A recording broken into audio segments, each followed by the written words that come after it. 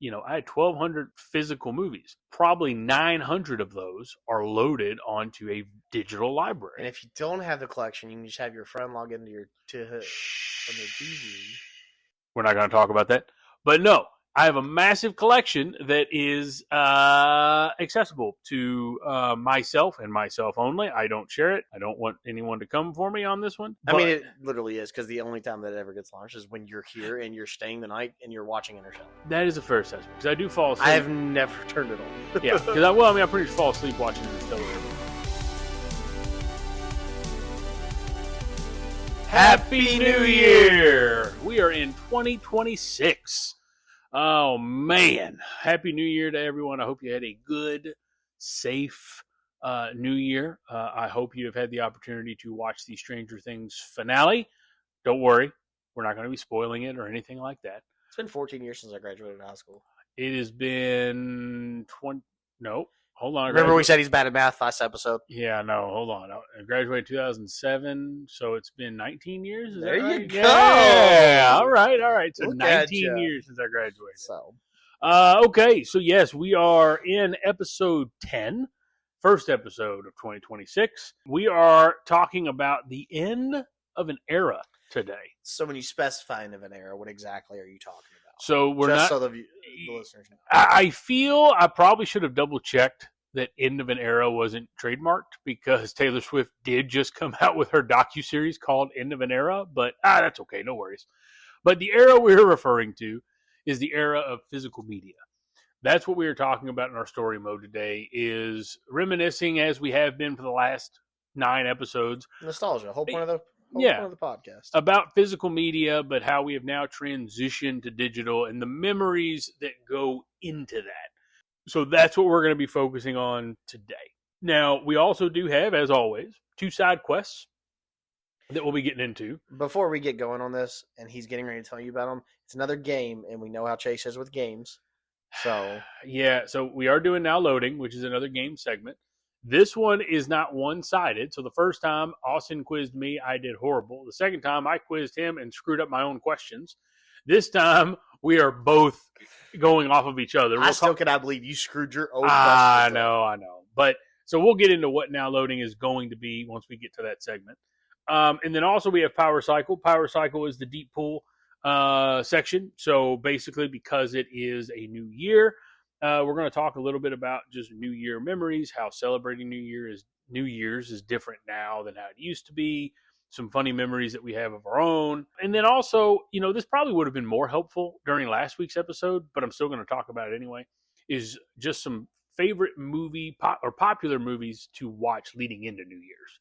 So that's going to be during our Power Cycle. There's not as many New Year movies as there is Well, actual New Year's, you're right. There's New Year's Eve, which is a great chick flick rom-com that has star-studded cast, Hilary Swank's in it, Ludacris is in it.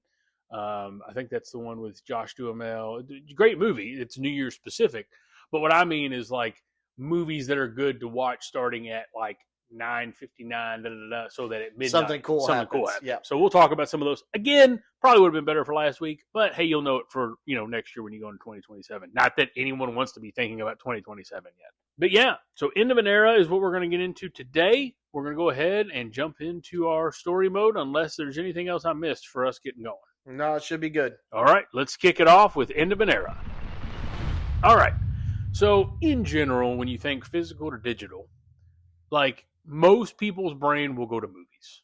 Because we can go ahead and say that physical movies content in general is fading. Oh my gosh. Fast. We've had this conversation before, and I believe in that episode, we even said we will have a whole episode about that. Well, because it's such a big deal, and yes, from a movie perspective, that's exactly what my brain goes to, but games are no different. And music is no different. We are in a very digital society now. I mean, man, they're making consoles that are specific digital. The PS5 has a digital console that doesn't even have a and the Xbox Series S, which is the staple, because the Series X's have gone up so high in price because of whatever reason. They have discless consoles now. You got Steam Machine coming out this year. That's obviously for all digital. But when you think about movies and cinema, like physical media it didn't start. We're not going to go to like where it started, I guess, but VHSs came out in 1977, which, just so you know, is much older than me. So I was born in 89, so don't give me that look. That is much older than me. But 77 is when VHSs started. Can you remember the first VHS that you owned? The first VHS that I specifically owned myself would probably be like one of the anime VHSs that you talked about. Yeah, I think mine might have been Rugrats in Paris. Which one? Rugrats in Paris, the orange one that we talked about. Yeah. It was that, and I remember also owning Monster Inc., which is another reason I brought that up a couple episodes ago. But, like, I don't remember the first VHS that me personally owned. Yeah, that I personally owned would probably be one of the anime ones. But when I think about VHS tapes and growing up with my grandma and grandpa and my mom, the one thing, and I don't know if you ever did this, but my grandpa, so you know when the VHSs would come out and they would be in those like cardboard sleeves, right? My grandpa would buy these plastic, and they were designed for VHS. It was a plastic case that snapped shut. He would kind of like the Disney cases used to be. Yeah, but it was true like clamshell plastic kind of thing. But he would cut the cardboard in a way where the spine flap was there and then the front flap was there. And I'd have to find a picture because I know I'm not the only one who did it. But they were, my grandpa and my mom and me too now, real big into action movies. So I very clearly remember having all the diehards on VHS in the house. I very clearly remember all the Schwarzenegger, Terminator, Commando, Predator, the Lethal Weapons. Like, huh? You said Predator? Yeah. Badlands? We still need to watch that, don't we? Is that the Badlands a new one, right? Yeah. Yeah. But VHSs came out in 77. And then DVDs started in 97. So we've talked about how important 1998 of a year was for gaming and for me personally. But in 97 is when DVDs apparently started, but didn't pass VHS in sales until 2003. Well, I think that's because, in my opinion, it's probably because like you didn't have, after a while you started getting like you couldn't buy a VHS player without it having a DVD player on it. Right. So everyone was like, well, I can watch it on VHS and do the same thing that I can on a DVD. So why would I buy a DVD player? Or those TVs that had I remember the one I spoke about that had the one, it had the VHS player. VHS and the DVD. Yep. Isn't that what the Shrek TVs had? Remember the Shrek TV? Yes. And, well, the thing is, we talked about with the PS2 when we talked about the console wars, the PS2, I believe, was like the most affordable DVD player. Just why it was in the truck, remember? And that's the thing. I think that's why the PS2 is still one of the best, it's not the best-selling console of all time, is because it had... So people were buying it for just a DVD player. Oh, yeah. Rather than I knew so many people that had a PS2 just for watching DVDs. And, I mean, in 2006... VHS just stopped production, like entirely. That's when the store that I love so much, that I've talked about repeatedly, Suncoast Video, wound up going out of business because their bread and butter was VHS. Now, I don't know logistically. Surprised they didn't just shift to DVDs, though. Well, that's the thing. I don't know if there was a cost logistical issue I don't or remember anything. Because I was really young. What was the prices of original VHS and stuff? Do you remember? I feel like... I probably should have checked this beforehand, but I feel that VHSs were, I feel it was very similar to what we saw with DVDs and Blu-rays. Like VHSs were like 20 and then DVDs were like 30, like when they first came out.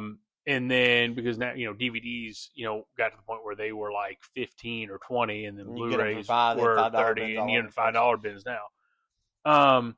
But then so 77 to 97, 20 years between a VHS and a DVD. Now, I understand there's some other formats, and I'm sure there's a boomer or a Gen X person who's criticized me for not talking about Betamax or whatever. But 20 years between VHS and DVD. And so then, VHS was king for 20 years. Yeah. And then you're talking about DVD in 97, and then by 2006, less than 10 years, VHS completely stops. Like, just completely stops production, which is just kind of insane to think about. Then, not long after that, actually the same year that VHS has ceased existing, is when Blu-rays came out. Blu-rays came out in 2006, and the PS3 did the same thing that the PS2 did.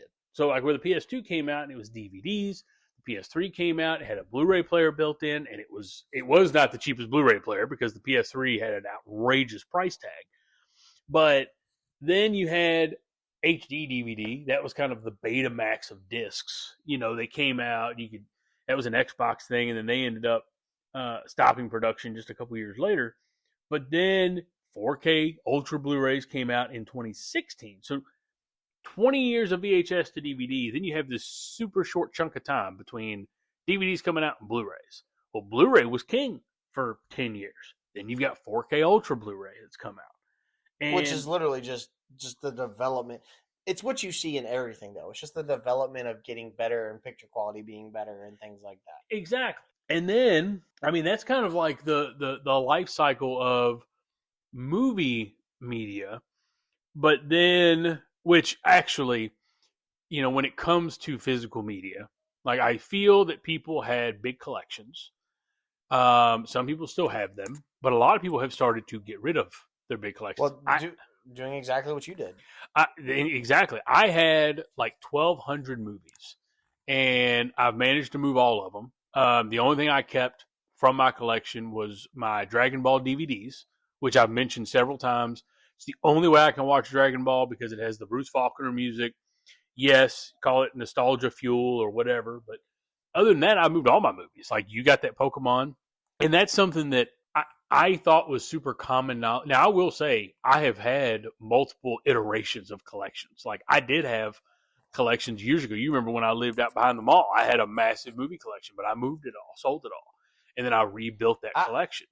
Which I know we're going to get into this in a minute, but like what he's not saying is he still has a massive collection, but it's all digital. Yes. Well, that's the thing, because I don't think it started until Blu-rays. I don't think DVDs did this. But with Blu-rays, there's two things that I don't think people knew, or understand, or understood about Blu-rays. One, steelbooks. Like, I thought steelbooks were common knowledge until, like, I started asking around. And if you do not know what a steelbook is, historically, now they've really phased themselves out now that things have started to move digital, but you used to be able to go to a Best Buy, to a Walmart, to a Target, and you could get a limited edition steelbook.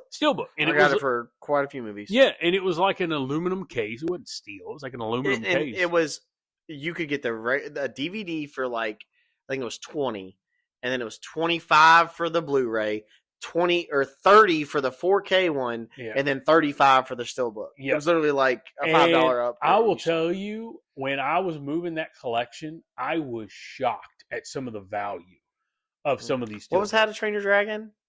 The third How to Train Your Dragon alone was worth like $150. Like, I could not believe the value of these steelbooks. And then the other thing, almost every Blu-ray, not all, but almost every, had an insert on the inside of it. Now, anyone who's listening, if this is news to you, go to your physical media collection and start cracking these cases and grabbing these codes. They would have codes on the inside of the book or case, and it had a code. And you could add that code to your digital library there's several different apps. One's called Fandango. There's also one, Movies Anywhere, Apple. There's a bunch of them. But basically, you would buy a movie, and then you could add it to your digital library. Now, a lot of people argue against digital, and we'll get into that here in a little bit, about how you don't actually own anything digital. You just own the license to play the content. But to Austin's point, I had 1,200 physical movies. Probably 900 of those are loaded onto a digital library. And if you don't have the collection, you can just have your friend log into your TV. We're not going to talk about that. But no, I have a massive collection that is accessible to myself and myself only. I don't share it. I don't want anyone to come for me on this one. I mean, it literally is, because the only time that it ever gets launched is when you're here and you're staying the night and you're watching Interstellar. That is a fair assessment because I do fall asleep. I have never turned it on. Yeah, because I pretty much fall asleep watching Interstellar every night, except for lately because I've been falling asleep watching Peanut. But minus that, usually it's Let's ride. Yeah. But the thing is, in 23 and 24, actually, before I even get to 23 and 24, as far as movies go, streaming and all that really started in like 2007, which is insane to think about because 2007 is when I graduated. So again, streaming feels like recent, but it's not. I mean, 20 years, not 20 years ago, 19 years ago. There's me with math again. But Netflix, of course, started. Really Amazon is the 2007 date. Is that when it switched from being the online service that we talked about, where you could rent the DVDs? Right. Yes, like the actual streaming platform. Yeah. We'll go over all these, but also, I just want to bring up the price difference from the original to now is insane. It was, I believe, it was like $7.99. It was $5.99 a month for Netflix. Yeah, and you didn't have ad tiers or anything like that. I mean, now I think I'm paying $25. Yeah, I think that's what I pay too because I've got the 4K and all that. And, but it really, Netflix, Amazon, Hulu were kind of the only three for a while. And Hulu was fantastic because it was TV. So they had you had a delay, but you could watch TV without actually having cable in it. And I think that's what really started people pivoting away from cable. But now, we have Netflix, we have Amazon, we have Hulu, we have HBO that came out technically first in 2015, but then they rebranded in 2020. I think they've rebranded again. Yeah, they did it twice. They did HBO to now. Max. They did HBO Now to HBO Go to HBO Max to Max back to HBO Max. It's insane. Yeah. Of course, you've got YouTube and all their things, premium, YouTube TV. But now we got Disney Plus. It came out right before COVID in 19. Disney Plus is still what is used the most in my and Disney Plus is outstanding. And now Hulu's going away because it's all absorbed. It's all ABC, Disney and all that. All of it. Well, the Disney, it's not even, yes, I have children, but Marvel, Star Wars. I watched episode 6 because I was bored and I was watching. Oh yeah, they're all there. Star Wars. So I watched that. I'm obviously going to rewatch the entire Mandalorian series while I'm building his Razor Crest. Yeah, I'm still surprised at how massive that box is. Like, it's going to take you a while to. Yeah, I need to get rolling. How many pieces is it? 6,700. What we were referring to is I have obtained from Christmas a Lego Razor Crest. Yeah, which is Mando's ship from The Mandalorian. And fun note, that is my favorite Star Wars character of all time, and he's fantastic. He's a fan of Daddy Pedro. Don't let him tell you otherwise. So, but and there's Paramount, there's Peacock, there's all these other. The problem is now it is probably more expensive to have all these streaming services than cable was back then. I won't disagree with that. I probably spend close to between. I have there's some that aren't even on here, like Crunchyroll. I forgot about Crunchyroll. Yeah, you don't have Paramount, Peacock. Well, I just said Paramount, Peacock. I just didn't have it written down. Well, those two got big. You see how that note says "and more"? It's because we were just going to rattle off the "and mores." Well, the Peacock was real big before WWE went to Netflix. All of your live events were on. That's right. Peacock, yeah, they were all on Peacock. Now they're all on Netflix. Now that is something that Netflix is doing now. That is different. Is they are doing live stuff now. Yeah, they've gotten a lot of licensing for some of that stuff. So even some of the NFL games and stuff. The NFL games, they had the Jake Paul fights. They've had a couple of them on there. Which I was thrilled to see him get knocked out, basically. But it's just for the sake of the conversation. Yes. Like, they're granting more live events. The only thing that they're not good at right now, and I'm not sure if it happened, I believe it happened with Stranger Things as well whenever they released. Oh, you know when it crashes? Because they're not used to the volume coming. Yeah, it generally, every time the Stranger Things volumes have dropped, it's taken about 10 or 15 minutes for me to be able to get it. Not long in the grand scheme, but that 10 or 15 minutes isn't bad. But like the Tyson Paul fight, that completely was crashed it. Yeah. Like you couldn't get on for nothing. No, which now, granted, that was their very first one, and I think them getting WWE on it now has made it to where they're more. Yeah, they're more used to. Yeah. Well, and so the thing is with physical movies and all of that, in 2023 and 2024, Like the places when I used to shop, like it was a big deal every year on Black Friday between the big three, Walmart, Target, and Best Buy. They would have a just shitload of Blu-ray deals. You know, Blu-rays for $5, $7, and I would buy a stack. I'd go to secondhand stores where they'd be doing buy two get one free. That's how I accumulated so many movies over the years. Well, Best Buy and Target stopped carrying movies. You cannot go into a Best Buy or a Target and find I any think the physical only movies. movies that I see now is a movie that was just released, and it's on a stand-in right at the register. Yeah, I've seen that. If but that's it. the only big box that still actively carries new Walmart. releases is Walmart. And ironically enough, I don't know if I've seen steelbooks anymore. Like I don't think that's a thing. I don't anymore. ever pay attention because I would rather just. I mean, I've gotten to the point when it comes to this, for instance, like Amazon, like all the Christmas movies. We just bought all the Christmas movies on Amazon, so we have them every year. Well, and like Wicked, the new Wicked, just dropped on the 30th on digital. So I mean, and it won't be out on physical for another, so 2 to 4 weeks. Why wait when you can go ahead and.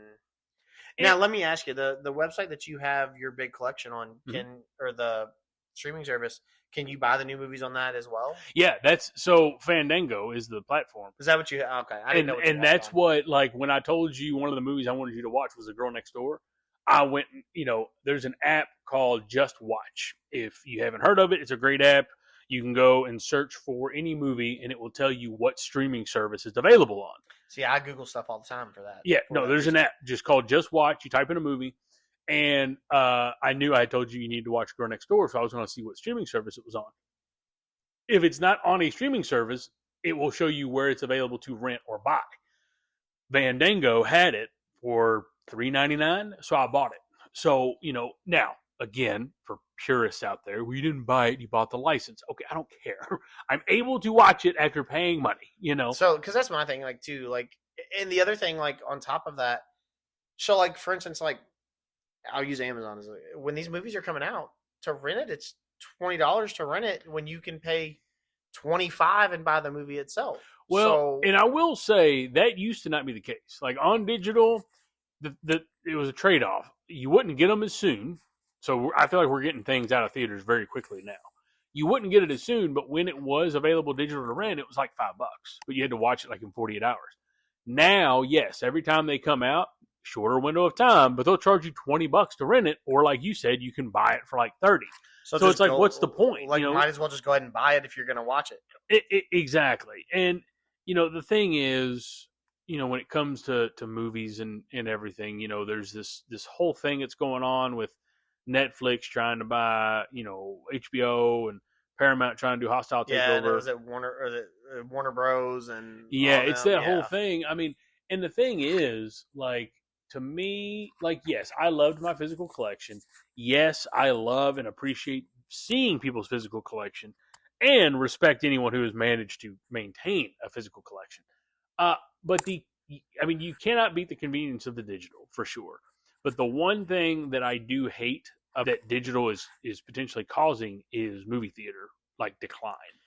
Like, I love going to the movie theater. There's nothing like we just went and watched a couple weeks ago. We went and watched Fire and Ash. So good, so long, great movie. But we went to an early showing, and there was seats all over it.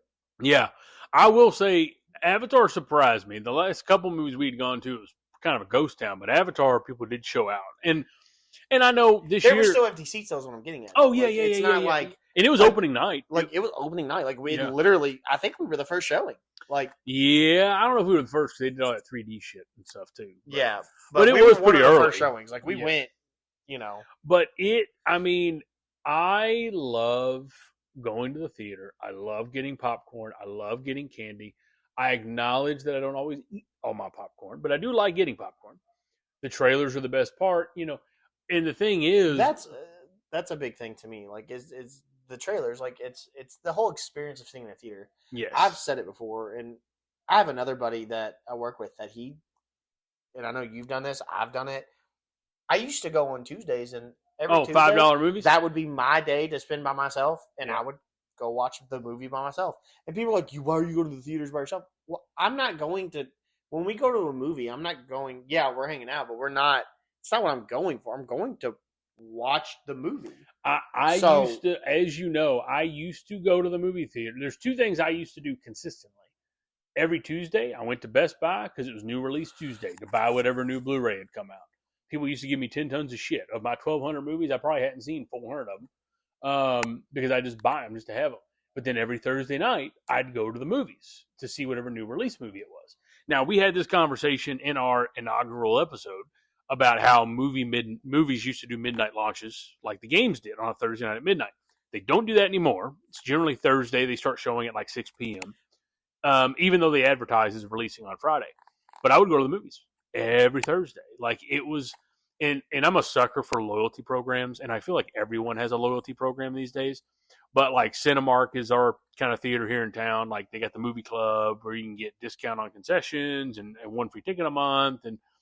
And that's the thing I will say I am worried about is with the evolution of streaming and this conversation around things need to get to the consumer quicker, by going to streaming earlier and all that. I really hope it does not kill movie theaters. Yeah. I mean, well, it'll make me very depressed. Well, like I remember going and watching. I mean, there's a couple of them, but the one I remember the most, like going and watching Fast and the Furious Tokyo Drift. Like, yeah, me and Wayne and a couple of our buddies went. We went on Friday, and then me and Wayne went back a couple days later and watched it again. And then I did the same thing with Marvel. Wayne and I, by the way. Yeah, again, math guy, English guy. Yeah. So a couple. What movie was it? It was. I don't remember which Avengers. I think it was original Avengers. I want to say it was original Avengers. I watched it on Thursday. I watched it on Friday. Yeah. And I watched it on Sunday with some other people. I did. I don't know if I did with the first two Avengers, but Infinity War and Endgame I saw every day over the weekend. Thursday, Friday, Saturday, Sunday. Deadpool and Wolverine is probably the most recent, insane theatrical experience. And same thing. I went and saw that Thursday, Friday, Saturday, Sunday. But it just, the idea, I am okay with the physical media going away issue. Like the fact that we are moving to that. Like I am a sucker. I just don't want theaters to go away. Yeah, I am a sucker for convenience. A victim to the world that we now live in. I can understand, like I said, and appreciate physical media, but I also really enjoy the digital aspect. But pivoting away from movies a little bit, though. So from a game perspective, when we think about how games were, yes, you had cartridges. Like that's where we started. You think about Atari, you think about Nintendo, Super Nintendo, Sega Genesis, N64. You had your cartridges. So you can't get more physical than that. Of course, PlayStation was the one that kicked off the CD-ROM, game, if you will. And then, of course, PS2 and Xbox was a DVD format. And then once you got to PS3, actually 360 was also DVD format. PS3 went to the Blu-ray format. But there was not really a discussion. And even your PC games were disc. Like when WoW came out and all that, it was disc at first to get the expansion, and then everything was still physical. And hell, now there's no point of most people don't even put a disc drive on their PCs. Like there's exactly, it's just not a thing. Well, and that's the thing. We worked at GameStop. GameStop is a brick and mortar store that carried physical games. We did carry physical PC games at one point in time. I will never forget. I believe it was Cataclysm. Mm-hmm. When Cataclysm came out, we, for what everyone knows this for the most part, what we do to display it is we open it, take everything out of it, close the box, put it on the shelf. Yeah, that was referred to as gutting, by the way. Gutting the games. If I remember right, I think it was Cataclysm. I can't remember if it was Cataclysm. Did somebody leave the code inside the box? No. That's all that was in it because they stopped doing it. Oh, they just sold the code. So you still had the big box, WoW expansion box with a piece of paper in it. But all that was in it was the console, was the code to give you the expansion. So when I opened it for the first time, I'm like, "What in the world?" Yeah, that and that's the thing. I mean, that's why GameStop has had to pivot so much with their business model because people have really started to transition away from physical. I mean, yeah, you can still find used games, and obviously there's media, retro media that doesn't exist digital, so you have to have it physical. But it was really 2004 is when Steam launched, and that is kind of the which 2004 technically was before I started at GameStop, so I started in 2005. But it's when digital really started. But and digital started right around when Steam came out, but physical was still a thing. It didn't get phased out PC wise for a while. Consoles, they really identify, I mean, the discussion around physical and digital games was still kind of a debate, but 2018 to 2020 is kind of what's considered that pivot point. Which we could argue that COVID played a role, but you already mentioned earlier this generation of consoles, the PS5 has a disc version, has a digital version. I'm actually pissed that I went out of my way to get the disc version because I don't own any discs. See, I have the disc version, but I own quite a few discs. Right. Like I own. Actually, but my thing is like the reason I own as many discs as I do is because a lot of times when I buy the games, they're games that have been given or like for Christmas, or I've got them like I bought Z to A on my Switch physical because I had a gift card to buy it online. Oh yeah, physical. Yeah. Like different aspects. Well, and the thing is, like, I mean, you have to install the games anyway. Like on these new generations, like you may buy the disc, but you're still having to install the whole game. Like the idea, and I will say, this is the one thing that I do hate about digital compared to physical. With physical, you could buy a game, go home, put it in, and start playing literally immediately. So at a midnight launch or whatever, you'd get home, you'll play it. Now with digital, yes, there is the benefit of preloading and all of that, and literally at 11:59, or at 12:01, you can start playing it, or sometimes earlier. If a lot of games do early access and things if you pre-order or whatever. But if you were to go to a GameStop midnight launch, buy a physical game, and go home, you're going to be waiting, depending on your internet speed, 30 minutes to an hour or more to install before you can even play it. Yep. Like that, I will say, is something I hate about the digital aspect on gaming. I love, again, I love the convenience of it, but it's just insane. Well, and I think it takes away too, because like, obviously you were getting ready to get there here in just a few minutes, but I was big on like I loved the collector's editions of the game. Oh my gosh! Like I mean, I literally have. You go look at the cabinet over there. There's the South Park Cartman from the original South Park. It was a collector's edition. He's in the bottom of it. I have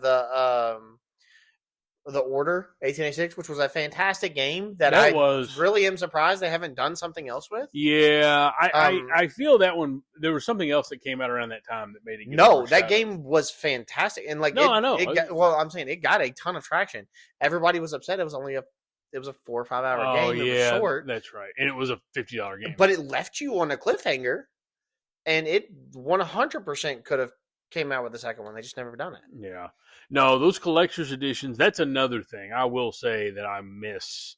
Like, again, going digital. I can acknowledge that I miss and can appreciate the physical aspect while appreciating and enjoying the simplicity of the digital. But, dude, there were some badass collector's editions. Like, we talked about it before with COD, where they did the one with the night vision goggles. One of the Black Ops had this big-ass crate. My favorite collector's edition, though. Keep going. My favorite collector's edition, and I don't even own it, Howie does, but the Halo Reach collector's edition had the statue with like the 5 Spartans that was absolutely insane. Now, probably my favorite that I own, you have the Black Ops crate over there as you are digging it out. So it was Black Ops. Does it have the number on it at all? It was 2. Black Ops 2? Yeah. 2. So. Yeah, it's 2. Yeah. So I remember another game that did a big crate like that was like Borderlands 3, I think. But my favorite that I own still, I have the God of War 2018 statue with Kratos and he just opened this Black Ops crate, and it is filled with amiibos that are sealed. that are sealed. I feel like my buddy Brian would be very upset if you have any Zelda amiibos in there that are still sealed. Oh, you nod your head. I'm just not even going to look anymore. If they're not in there's another. I have like 3 boxes of them. Oh. That was what I used to collect. Well, amiibos are outstanding too. But no, I have the Kratos 2018, and then I had the Last of Us 2 Ellie statue. Well, I will never forget the reason I own the Order statue. I did not get the Order Collector's Edition when it originally came out. Did it get marked down a whole bunch? It went down to on clearance for $18. That's how I got the Xenoverse 2 Collector's Edition. I didn't even work at GameStop at the time, but it was super high up and it kept getting marked down. And the manager called me and was like, "Hey man, I got the Xenoverse Collector's Edition that's like $40. Comes with the statue." I was like, "All right, I'll come buy it." You still have that statue, don't you? No, I've whittled down my. I knew you got rid of a bunch of them. I just didn't know that was one of them. No, that was one I got rid of. But you know what's really funny about this whole thing about the digital to or the physical to digital transition. So yeah, COVID definitely played a role.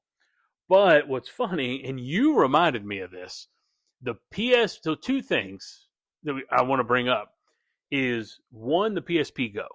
The PSP Go came out in 2009. First real attempt of a console to be digital. It was. Like, it came out, no way to put games in it. I mean, literally, that's a PSP Go, not a PSP Vita Go, a PSP Go. So those games were those big, UMD, when I was talking media earlier, I didn't even talk about the UMDs, but it was exclusive to the PSP. But the PSP Go came out with an attempt to be an all-digital console, and it flopped. Like, it did not do well. People were not ready in 2009 to do full digital. Like, if the PSP Go were to come out right now, I feel it would be, like, super, super, super successful. I mean... Yeah. My thing is, if you would have asked me 10 years ago, hey, are you wanting to be like, hey, look, we're going to do this and now we're just going to go fully digital, I would have told you you're crazy. Don't do, like, that's never going to happen. I actually... You asked me today, dude, it's the convenience. Yeah. Like, I actually said for years that I would never buy things digital. Like, I would always buy them physical.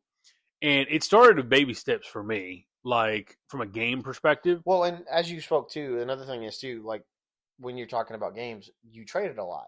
Yes. So I did trade in a lot. So that was a big part of why I had bought physical. When I stopped really worrying about trading or anything like that, it was a convenience. Where it started was the Switch.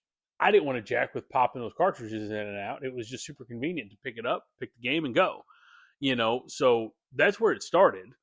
And then on the PS5, like, I did buy physical games. Like, when the PS5 launched, I bought Valhalla, I bought Cold War, I bought, I forgot what else launched on the PS5, but I bought those physical games.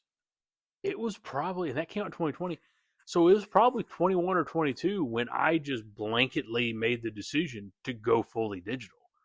And again, I know people knock right that. Around COVID. Yeah.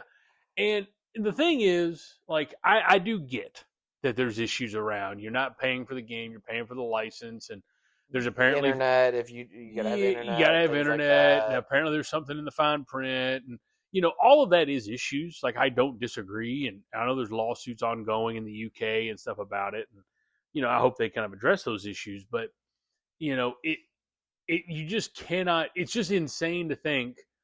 Again, when we look back, 1977 to 97, 20 years of VHS. And then you had DVD. Then, boom, you had Blu-ray. Then you had 4K Blu-ray. And then, boom, it's all getting phased out. Like, how quickly all of that has happened.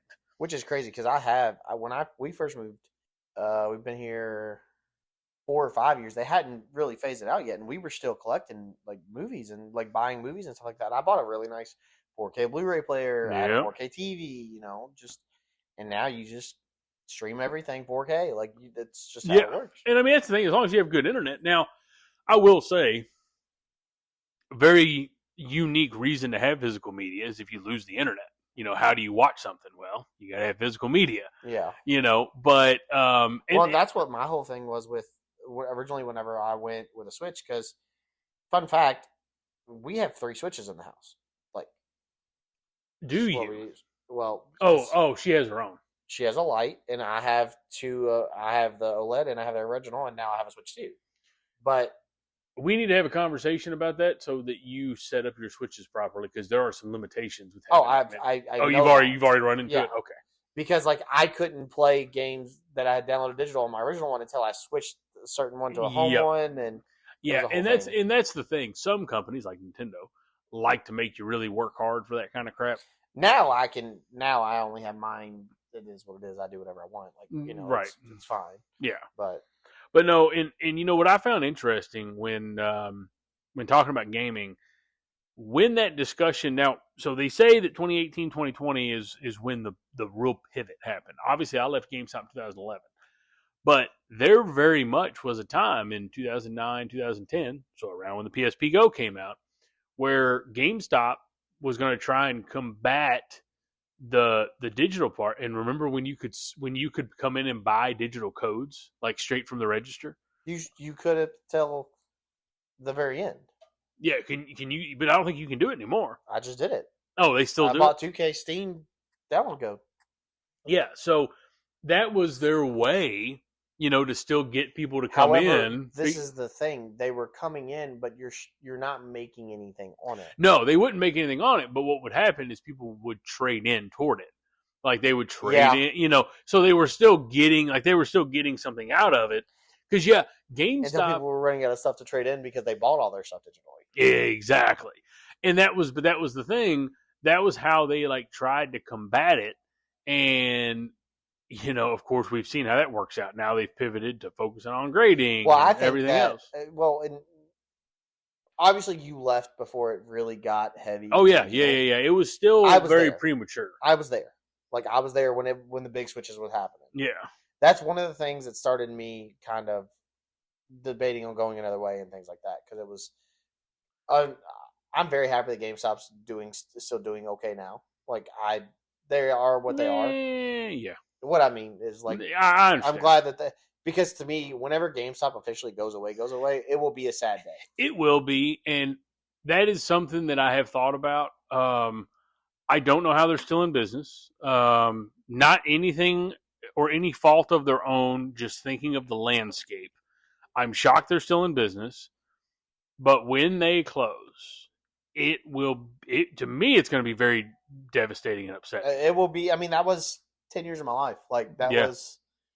Yeah, I mean, it's definitely. I mean, in a way, if you think about it, it was almost a third of my life. Like I'm a little over 30, so. And that's the thing. I mean, it's like the physical digital end of an era, of physical media, if you will, is also like we're seeing that. Like in talking about GameStop, we're seeing that with other retailers. It's not even. I was about to say it's not even with just this. Like it is shopping in general.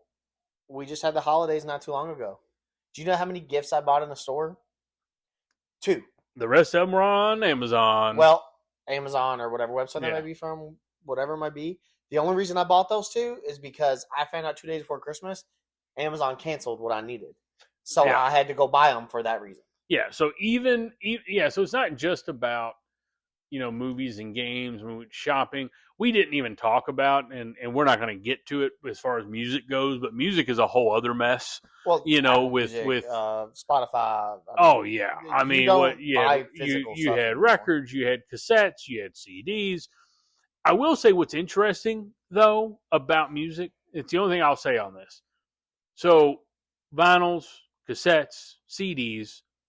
There is no elevated physical format after CDs.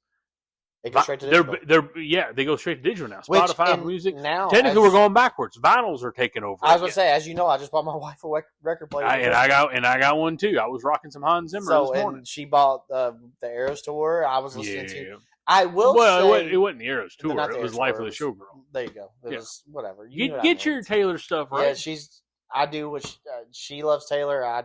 Taylor's outstanding. But what I was getting at, I feel like we spoke about a couple of weeks ago on the podcast, the Expedition 33 vinyl that's coming out. Yes, February. there's something else. There's another vinyl that you were talking about. That was Death coming out. Stranding 2's. Death Stranding- It's but already out, but they have a what I'm- special edition coming. What I'm getting at is games are releasing their soundtracks on vinyl. Yes. People, I'm hoping, are going to learn that scores and soundtracks of video games are just as golden as TV shows. I movies, listened to or musicians. I bought the Mandalorian soundtrack. Yes. I've been listening to it like on the vinyl. We have the record player goes, and I just let it play, and it's literally just basically the orchestral version of and there is something about, like, if there is some kind of physical media I am retaining, it's the vinyls. Like everything else I have accepted and transitioned to the convenience of digital. Yes, it's sad, yes, it's upsetting. I do respect and appreciate anyone who still has a physical collection, for sure, but I really hope from a movie perspective that this does not have a catastrophic impact on theaters. All right, well, that'll kind of bring us to the end of an era, wrapping up our story mode and getting us into our side quests. Yes, so we're going to jump into our first side quest, which is Now Loading. So Now Loading, if you remember, is a recurring segment of games, social media trends, things like that. I did horrible the first time. I screwed up the second time. So we're going to see how this one's going to go. So let me set the stage for you a wee bit. So Austin and I both have a character in mind. This is a video game character. We have not told each other what or who this character is. And basically, it has to be, the only rules are we have picked either a protagonist or antagonist. Could be from any game, any generation, etc. And we're going to ask each other up to 10 yes-no questions. The only thing that's off limits is we cannot ask if it's from a very specific game. You can ask a series. Broad, like, is it from Metal Gear? Is it from...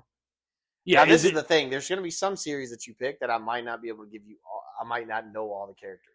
Right. Well, like I said, it has to be like a main protagonist or antagonist. So, considering how much I suck at these, I feel that you should ask the first question. So, I've got a character in mind. Okay. And if this was a video podcast, I would totally put the picture up so you know. But I will. I'll put this in the description for both of us whenever we load this up. But you go ahead with your first question. Is it a male or female character? These are yes/no questions. Is it a male character? No. Does your character thrive in hot environments? The looks you're giving me. Ooh, okay. All right. Go ahead. Your character's not female. Is your character from a game in this console generation? So we're talking PS5, Xbox Series X. No. As far as their games first being released in this generation. I think is your character Ellie? No. Oh, okay. It was worth a shot. All right. So you said yes to thriving in a hot environment. I don't actually know what I was going at with that. It's just what came to mind. So I will Technically, the answer is yes and no. Okay. Is your character old, like 40 plus? Sorry for anyone over 40. I'm not saying you're old. I'm just giving him a baseline. Yes. Okay. All right. Go ahead. Is your character from Final Fantasy? No. Okay. Okay, so your character is older, thrives in hot environments. Is your character a human? Yes. Okay. Is your character an assassin in her games? No. Okay. Is your character from a game that is exclusive to any console? Yes. Well, I know what my next question is going to be. All right. Is your character an antagonist? No. Protagonist. Okay. Okay, so thrives in heat, old, from a console exclusive. Is it a Sony exclusive? It is. Oh, okay. I think I know what yours is. Go ahead. That's the first thing. Yeah, I think so. Go ahead. I really don't know where to go with this from here. So female. So it's a female. Not from Final Fantasy. Not from a new game has not come out in this generation. Did a remake come out in this generation? Yes. So I had to be okay. Is your character Kratos? No. I guess Kratos isn't a human. He's a demigod or a god. So wait, what are the remakes from this generation? So you have Last of Us. You have. Is your game a exclusive? No. What is a remake that just came out recently? Okay. I don't think is How many? is your character? We've got 3 left each. Is your character a protagonist, a hero? No. In No. case you Yeah, I was didn't getting- know what the protagonist. It took me a was. second. No? No. Okay, so we got a villain. All right, interesting. Go ahead. So we have 3 questions left. Yeah, I have 2. You have 3. What remake is the protagonist a female? Is this game released yet? Well, that's Is the remake released yet? yes and no. Okay, I think I'm there. Go ahead and make your guess. Is it Lara Croft? It is Lara Croft. Okay. So and I'll continue to ask my questions. So the reason I said there has not been a new one this generation Because the new one's not out yet. No, but they did do the remakes of the OG 1, 2, and 3, and then Yes. 4, 5, and 6. So Yeah. that's out. But obviously, the Game Awards announced the full blown remake and then the sequel coming out. Okay, so I got 2 questions left. So villain, old, thrives in heat, antagonist. I said yes and no to Thrives in Heat. Yes and no. We said a console exclusive, a Sony exclusive. Sony exclusive thrives. I mean, is it Joel? No. I have 1 left. So Sony exclusive. Oh, well, that should not have been. Actually, I guess you could debate if Joel's a protagonist or antagonist, but okay, I only have 1 left. So Sony exclusive and a villain. Like, that's a kicker.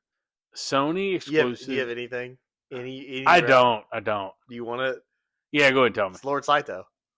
Oh, man, of course. Of course. You just finished grinding Yote. Do you get the Thrives in Heat? Doesn't Thrives in Heat? Yes, It I makes do. sense now, Now doesn't it it? totally makes sense. Holy crap. All right. Well, that was our now loading. We did okay. See, that one wasn't bad. We didn't have anything real Chase, you squirrely. still didn't get it. Huh? I know I still didn't get it. We don't need to point out the fact that I'm horrible at these games, but at least it didn't get derailed like the one I screwed up. All right, so now we're going to jump to our next side quest, which is Power Cycle. So the whole thing with Power Cycle today, really, again, we're starting the new year. We're in 2026. We've got 12 months worth of shenanigans, that are going to ensue, I'm sure. What is something like that you remember as a kid celebrating New Year's? So I've mentioned this on a previous podcast. Well, I don't forget the name of it. The one we talked about, Blockbuster. Be Kind Rewind. Yeah, Be Kind Rewind. Me, Wayne, my parents used to go get movies on New Year's, and we would watch We'd watch movies until time for the ball to drop. We did it every year. And go ahead, but I would say to your point about movies, that was so. Just fun fact. I mean, I know we're talking about how New Year's was before, but did you all ever back then make it a point to watch movies and like time them out or anything? Okay. No, we would just pick a movie that we've been wanting to watch, and we all watch it. And just watch it up until the ball drop, and then you would watch the ball drop. I'm assuming we'd watch the ball drop and then continue to watch movies till we fell asleep. See, I very much so when I was a kid, like little bitty. You were probably not even born yet. No, not that young. But what we would do is like my sister and I would act like we were running a restaurant out of my grandmother's house, and we would like serve like my grandmother and my mom and my aunt and stuff like that. Like we made up menus on the computer, and they had to order and all kinds of stuff, and it wound up being like a whole thing. Like I remember something about like my aunt prank calling us, acting like she was the secretary for like Bruce Willis, saying he was going to come to our restaurant. So I don't know, it's weird, but Bruce Willis was the favorite actor. It's still memories. But, it was a great time. We did that, along a lot of times before, we all started getting older. We would also like watch movies and stuff like that. I very much remember like the clinging pans together, and stuff like that. And, it just where now, and I had a few moments as a teenager, young adult, like going to New Year's Eve parties. Yeah, and things. We had parties that we used to go to. I'll never forget going. We went to I went to the bar on New Year's. I feel like the first time I played beer pong, like not obviously I didn't drink anything, but playing beer pong was at a New Year's thing. Maybe it wasn't New Year's, but I thought it was New Year's at Wayne's. Oh, that was at his party house? Yes. Oh, that was a long time ago. That was the Captain Quarters days that Chase was talking about. Man, had a good time. So, but good time. I definitely, I was probably 22, I guess, whenever I went out. We went out to the bars, and I ended up dating somebody that literally it was like way too crowded. That's when me and one of my very older girls that I dated got together, but it was on New Year's. But that was not a fun time. Like no, it was a fun time, but it wasn't a fun time. No, if that makes sense. Like it was fun with the people you were there, but you couldn't move. You were shoulder to shoulder. It just and I went to a party one time. Now, don't get me wrong. The party itself was fine. It was a Gatsby theme. I don't know if you've seen the picture. Like I've got a fedora on and a like a suit with a tie, which literally sounds awful now because all I wear is sweatpants and t-shirts these days. But or shorts during the summer. Yeah. But that was a really bad experience. Like I actually was in Indianapolis and I left before New Year's hit because of how bad of a night it was. And I drove from Indianapolis down here on New Year's Eve. And I'll tell you what, the amount of speed traps, which makes sense because of people being idiots. But see, that's the thing. Now I feel there's some things that still happen, the parties and the ball dropping, but there's still New Year's parties for sure. I have not been to one. I've worked the last 2 New Year's, and it could not. Oh yeah, it could not bother me a bit. Like it doesn't.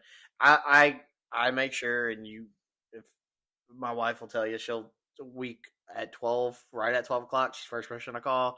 Happy New Year's, love you, whatever. Make a few other phone calls.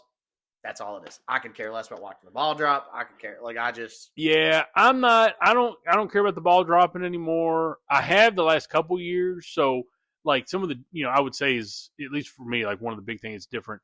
So in recent years, people have talked about, hey, if you want to see Thanos snap right at midnight, you can Google this, like what time to start Infinity War to have. Yeah, Thanos. We talked about that. Yeah, and that's one. I've also seen people play Endgame when T'Challa and all them come out of the portals right at midnight. I've seen some that time out when Vader says, Luke, I'm your father. The one I saw the other day though that I didn't even think about. And you're probably gonna do it this year. Did you do it last year? I didn't. I was thinking about it, but I wound up having other plans because I had seen it right after Christmas, and I really thought about doing it for this New Year's. But Gundam Wing, Endless Waltz, the movie, takes place on Christmas. And right when Hero does his blast, there was somebody did a TikTok and said, hey, start Endless Waltz at this. It's on Christmas, but I thought about it for New Year's. You do that, and then he's shooting like right at midnight. But there's any movie that you're obsessed with, you can Google it, and someone has done the mathematical analysis on time so that you can experience whatever part of that movie is right at midnight, which I think is a really cool way to bring in the new year. So now, do you have any really funny like New Year's Eve memories or anything goofy or squirrely or anything like that? No, like I said, I was pretty I went to the bars when I was younger, but then I got together and we've had a couple of good party. Like there's been a couple of New Year's things that we do, but I've never been a big New Year's person. I don't get the whole going out type thing on New Year's. I watch the ball drop and like things like that. The only thing that I can think of that really, really sticks out that's not that childhood memories, like the restaurant thing I did with my sister and I were really cool. Like that's something. But I do remember my windshield being shot out one year, and when we called to report it and all this stuff, it was said that people would shoot up in the air at midnight. So it was a bullet. What comes up must come down. And it was when I drove the Kia. But yeah, whole back, like there was a hole, and then the whole glass was shattered or whatever. That is very common. Yeah, which in Louisville, that kind of doesn't surprise me. And I was in Oklahoma at the time, but I love Oklahoma. But, to each their own on that front. But yeah, New Year's, the thing about it is, It's different now. for me, the one consistent every year is that I know for the next approximately 4 to 12 weeks, I'm just going to keep writing 2025 on everything because my brain is not going to align to 2026. Well, when I used to very much dislike the beginning of the year because when I used to go before I got a gym in my home. Oh yeah. If I'd go to the gym, those first 4 to 6 weeks, it was miserable. And this is not judging people. No, knocking I am people. all about people being in being in shape and doing that. Like that is not what I'm doing here. It's just I don't like crowds of people. Yeah. Well, and I was forced to do crowds of people to do what I wanted to do. Yeah. What I was going to say is it could sound hurtful or mean or judgy, and it's not meant to. It is fascinating how the first week or 2 weeks of the year, and it's not meant to sound mean or hurtful or anything, but it's just interesting how people will, the gyms are loaded, the parking lots are loaded for the first 2 or 3 weeks, and then all of a sudden they're not. Like people lose their motivation or whatever. And again, hey, you do you. It's fine. And I want you to stick with it. That's not what I'm saying. Like if you want to go to the gym and you want to work out and you want to do this, do it. Do you? Yeah. I just don't like crowds of people, and that's what bothers me. No, I agree. And I'll tell you what was really interesting to me was it was the same way at the Big Four Bridge. Like when I went down there on New Year's Day, oh my God, the amount of walkers down there just exacerbated by the new year, which again is fine, especially the Big Four. Put the headphones on, walk. I've been grinding out the Expedition 33 soundtrack, so I'm really feeling the mood while I'm walking the bridge. But it's just because you walk it often. Yeah, not as often as I should. I will say that I've really only done it a couple of times. Usually when I'm very stressed on a particular day or anything like that. My goal was to get to doing it a whole bunch, but I do the Spark stuff in the morning, so I don't walk as much. But it was nuts how packed it was right after the new year. So kind of surprised me, but it's we've got a little bit into 2026 so far. Let's be positive and thinking it's going to be a good year. Hope everyone had a good new year. A safe new year. That's the most important part. That is the big thing. I hope that's something that everyone considers. Yes, absolutely. Well, that being said, let's go ahead and I think we're just about to the wrap up. Head over to the save point. Yeah, let's go ahead and save it. Yep. All right. Well, you have decided to start your year with us as we have the episode named "The End of an Era" as we start the year. Yeah, this probably should have been last week. Yeah, I know, right? Didn't time things out very well, but that's okay.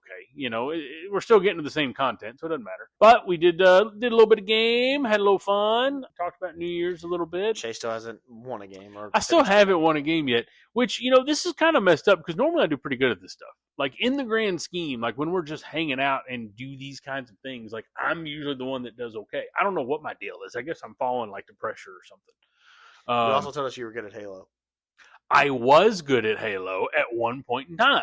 My buddy Corey actually reached out to me after that show. First off, he made it a point, shout out Corey, by the way. First off, he, along with others, very much called out how much shit you all gave me in that episode, which is fine. Like, we just kind of laughed about it. But he said, I chose to ignore the part about you being the best at Halo. I was like, well, now hold on. You have to remember I was the best at first. And then he very quickly admitted, he said, yeah, but you created a monster. Because these guys were not into those kinds of games. And then my buddy Corey he was globally ranked. Like he was a beast at Halo. So he wound up being the best, but I started out as the best. So whatever you think.